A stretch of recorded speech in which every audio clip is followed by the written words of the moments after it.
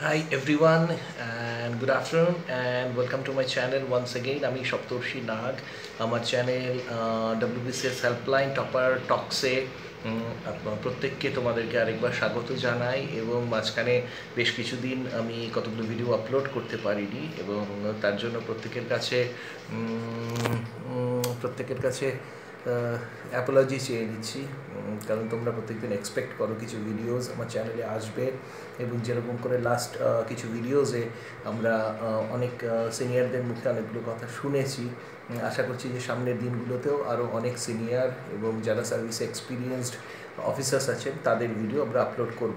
Meanwhile আমি প্রচুর প্রশ্ন তোমাদের কাছ থেকে পেয়েছি এবং এই প্রশ্নগুলোর ম্যাক্সিমামটা কিন্তু তোমরা করছো। আমি যেটা একটা অ্যানালাইজ যেটা করলাম যে ম্যাক্সিমাম যারা করছো, যারা ফার্স্ট টাইম প্রিপারেশনের জন্য তারা অ্যাকচুয়ালি গাইডেন্স পাচ্ছ না এবং তাদের প্রত্যেকের বক্তব্য হচ্ছে, অনেকে বক্তব্য আমার কাছে রেখেছে যে কোচিং সেন্টার প্রয়োজনীয় কি না। অনেকে এমন কথাও বলেছে যে আমি তো কোচিং নিয়েছি, তাহলে তোমাদেরকে অনেক সময় কোচিং নিতে কেন বাধা দিয়ে থাকি। অনেকে আবার বলেছে যে মক টেস্টের জন্য তোমরা কোচিং নিতে চাও, কিন্তু অনেক কোচিং ইনস্টিটিউটে গিয়ে তোমরা ফিরে এসেছো। অনেকে জানতে চেয়েছো যে জলপাইগুড়িতে বা কলকাতাতে বা হাওড়াতে কোন কোচিং ইনস্টিটিউট ভালো।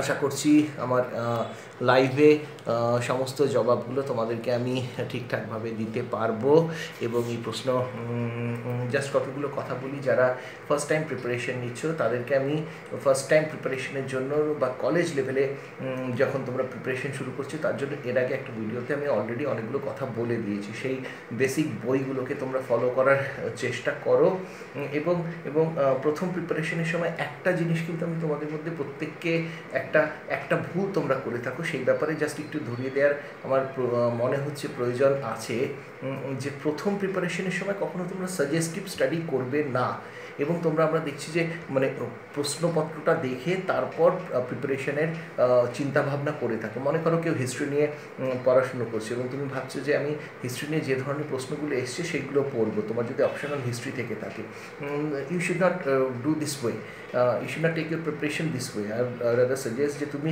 প্রথম থেকে বইটাকে খুব ভালো করে আগে প্রথমটা থরলি আগে পড়াশুনো করার চেষ্টা করো এবং যখন তুমি একবার অন্তত নিজে পুরো জিনিসটাকে খুব ভালোভাবে কনসেপ্টটা তোমার ক্লিয়ার হয়েছে, after that you go for different questions এবং তারপর কোশ্চেন প্যাটার্ন দেখে তোমার একটা নিজের গণ্ডির মধ্যে পড়াশুনো করতে পারবে। কিন্তু before that you must go through the books that I have recommended, or তোমাদের সিনিয়ররা যারা রেকমেন্ড করে থাকবেন সেই বইগুলোকে কিন্তু পুরোটাকে একবার ঝালিয়ে নেওয়ার চেষ্টা করো। দ্বিতীয় কথা হচ্ছে যে কোচিং সেন্টার কতটা ইম্পর্টেন্ট, এটা নিয়ে আমি বারবার করে বলেছি যে কোচিং সেন্টার অবশ্যই ইম্পর্টেন্ট। যে প্রাথমিক ক্ষেত্রে তোমাদের অনেকের গাইডেন্সের অভাব হয়। সবাই তোমার এরকম মানে অনেক ভালো ভালো চ্যানেল রয়েছে, সবাই তো সেই চ্যানেলগুলোতে সাবস্ক্রাইব করে না বা সবার কাছে এই অ্যাক্সেসটা নেই। সুতরাং কোচিং সেন্টার এই বেসিক কনসেপ্টটাকে দেওয়ার জন্য coaching centre is definitely mandatory. But coaching centre কখনোই স্পুন ফিডিং করতে পারে না, তোমাকে নিজের প্রিপারেশনটা তোমাকে নিজেকেই করতে লাগবে। সুতরাং coaching centre will show you a way এবং তোমাকে সেই ওয়েটাকে ফলো করে তার সঙ্গে নিজেকে ইম্প্রোভাইজ করতে হবে, নিজের ট্যালেন্টকে ইউজ করতে হবে এবং নিজের পড়াশুনোটাকে সেই মতন করে মডিউলেট করতে লাগবে, তোমাদেরকে মডিফাই করতে লাগবে। সুতরাং কোচিং সেন্টার, আর যারা কোচিং সেন্টারের ফাইন্যান্সিয়ালি বা লোকেশনগত কারণে কোচিং সেন্টার অ্যাক্সেস করতে পারছো না, তাদেরকে বলছি যে এরকম প্রচুর ক্যান্ডিডেট আছে যারা কোচিং সেন্টার না অ্যাক্সেস করেও কিন্তু WBCS সাকসেসফুল হয়েছে। সুতরাং তাদের ডিমোটিভেটেড হওয়ার কোনো কারণ নেই। প্লিজ এই কথাটা মনে রাখো যে তোমাদের নিজেদের প্রিপারেশন, তুমি মনে করো যে একজন গ্রামেগঞ্জের থেকে ছেলেরা কি আমাদের বিভিন্ন বোর্ড পরীক্ষাতে তারা ফার্স্ট হয় না, সেকেন্ড হয় না। WBCS-এর ক্ষেত্রেও এটা কম্পিটিটিভ পরীক্ষা। এক্ষেত্রে তোমাকে এরকম অনেক ক্যান্ডিডেট তুমি এরকম পাবে যে গ্রামের থেকে খুব ভালো র্যাঙ্ক করেছে। এরকম আমার অনেকের সঙ্গে পরিচয় রয়েছে যারা কোনো রকম কোচিং ছাড়া খুব ভালো র্যাঙ্ক করেছে। বাট ইন জেনারেল যদি তোমরা কোনো কোচিংয়ের সঙ্গে যুক্ত থাকতে পারো তাহলে সেক্ষেত্রে বেসিক যে গাইডলাইনটা সেটা কিন্তু তোমরা কোচিং সেন্টার থেকে পেয়ে যাবে। আর যদি সেটা অ্যাক্সেস না করতে পারো তাহলে কোনো সমস্যা নেই। এরপরে আরেকটা যেটা অনেকে তোমরা প্রশ্ন করছো যে তোমাদের এমসিকিউতে তোমাদের একটা দুর্বলতা প্রকাশ পাচ্ছে। এমসিকিউতে দুর্বলতা ঠিক করবার জন্য একটাই সলিউশন রয়েছে, সেটা হচ্ছে যে পড়াশুনোর স্কোপটাকে ভাস্ট করে দাও।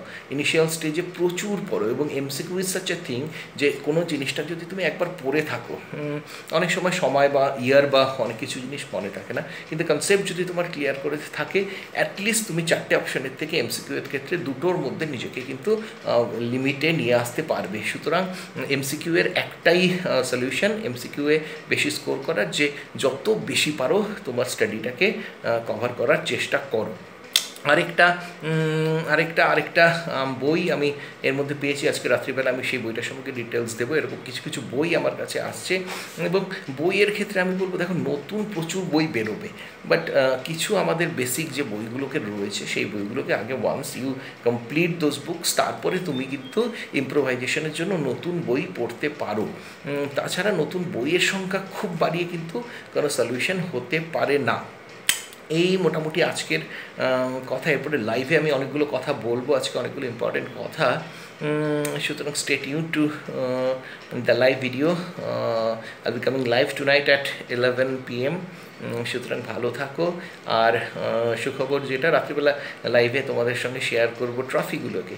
লাস্ট দিন যে ফাইনালের কথা বলেছিলাম, তাতে thankfully with your best wishes I got the man of the match award. Inter-office cricket tournament, Siliguri. I scored 43 out of 29 balls and I got the man of the match award. So trophy and man of the match trophy দুটোই তোমাদের সঙ্গে ঝলকগুলো দেখাবো। So ভালো থেকো, এবং please come to my live tonight at 11 PM. Thank you, by.